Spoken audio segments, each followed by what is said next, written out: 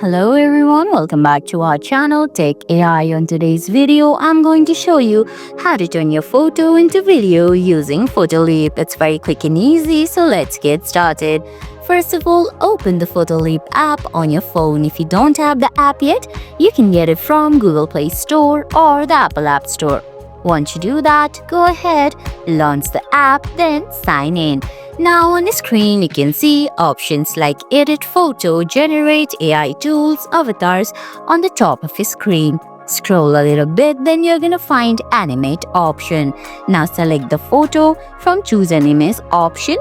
Then in couple seconds, you're gonna see features like Animate, Element, Overlay, Effects, Sky, etc. Go ahead and select Effects and select the effect that you want to add a picture. Then go ahead, adjust it. You can also select Animate or Element and add elements from the effect. Once you do that, adjust it, then you can see your photo has been turned into video successfully. And guys, that's it. That's how you turn your photo into video using Photoleap. I hope you found this video helpful. If you did, please give it a thumbs up, leave a comment, subscribe to our channel and hit that bell icon. See you in the next video.